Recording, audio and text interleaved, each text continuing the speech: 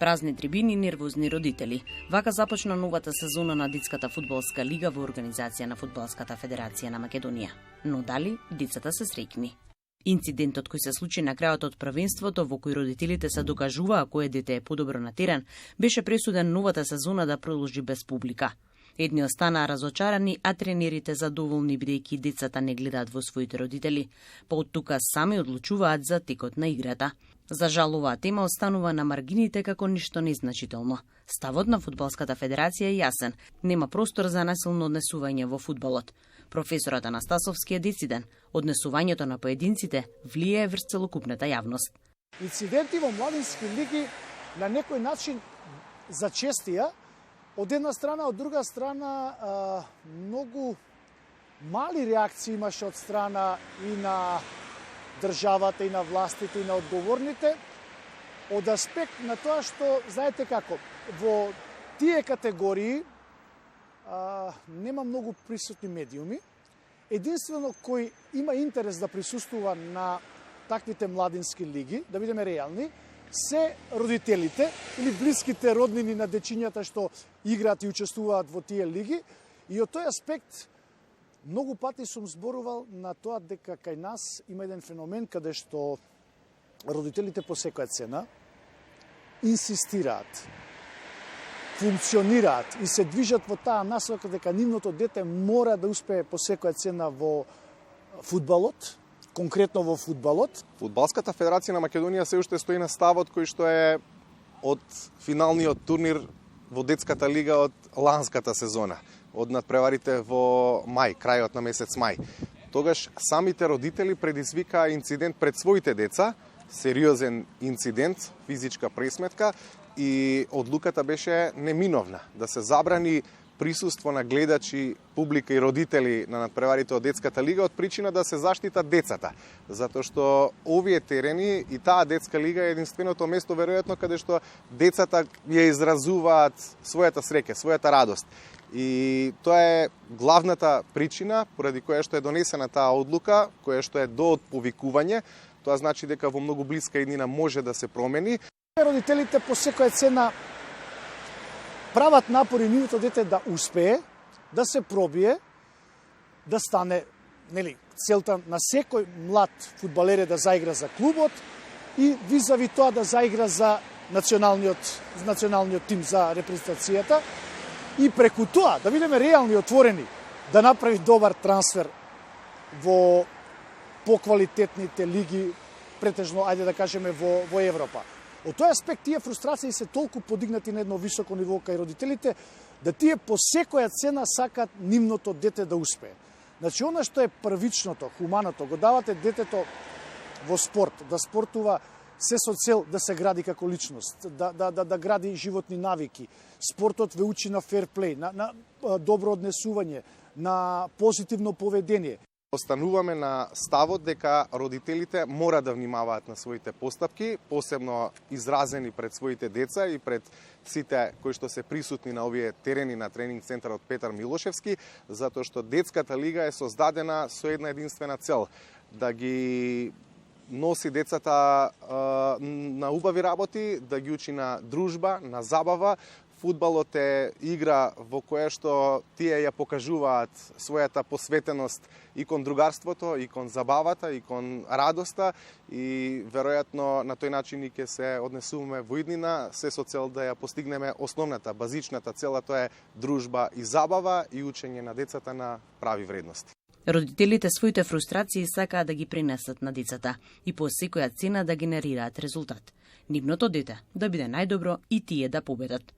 Касната е судот на јавноста. Сите ги видовме тие видеа кои што беа споделувани од како се случија тие инциденти минатата година, и апелот е и до родителите, но и до тренерите во екипите кои што се надпреваруваат во детската лига, да внимаваат на однесувањето, на својот кодекс, да ги учиме децата на вредности кои што значат спорт, забава, дружба, другарство, и тоа се тие темелини кои што е базирана и детската лига, но и спортот воопшто. Доаѓаме до тој степен да победата е императив во младинските категории. За жал, таа е се. И тимот кој што игра моето дете мора да победи. Така функционираат во најголем процент родителите и тоа е логички да се пренесе, знаете како, судијата во тие надпревари ќе донесе и погрешна одлука, што е нормално.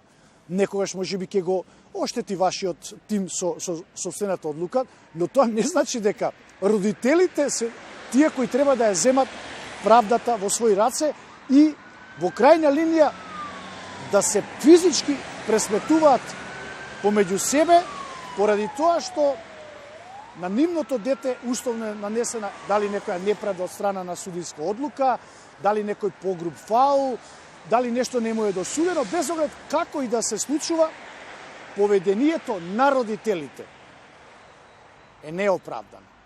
Потребно ли организаторот на Детската лига, Фудбалската федерација на Македонија да спроведе поголема кампања за ненасилство во спортот, со тоа да ги поттикне помладите генерации, да разберат дека фудбалот е само игра, во која поникогаш се добива, но и губи.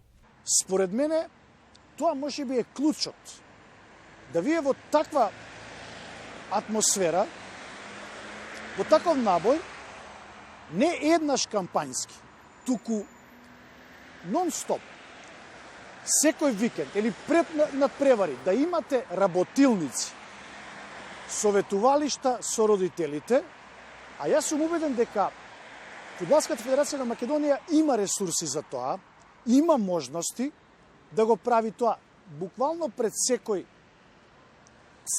коло во младинските лиги и при тоа да разговара со родителите и да ги убедува дека таквото поведение први му штети на собственото дете, а потоа му штети и на тимот и на спортот кој тоа дете го игра. Нас ни е многу жал што 90% од родителите на вистински начин сакаат да го бодрат своето дете, секој сака да го гледа, да ја споделува својата радост и искуство од надпреварите од најрана возраст на децата, но за жал мал процент од родителите и понатаму продолжуваат со обсесивно однесување на терените и дури тренерите во екипите велат дека сега кога нема публика, децата се однесуваат и играат многу послободно, многу поспокојно, со многу поголема радост и слобода во играта, па дури повеќе ги слушаат советите од тренерите и играат на начин на кој што тие посакуваат, иако тоа не е основно во надпреварите од Детската лига, ама се разбира дека едукативните семинари и работилници кои што ги организира и Фудбалската федерација на Македонија придонесуваат на некој начин да се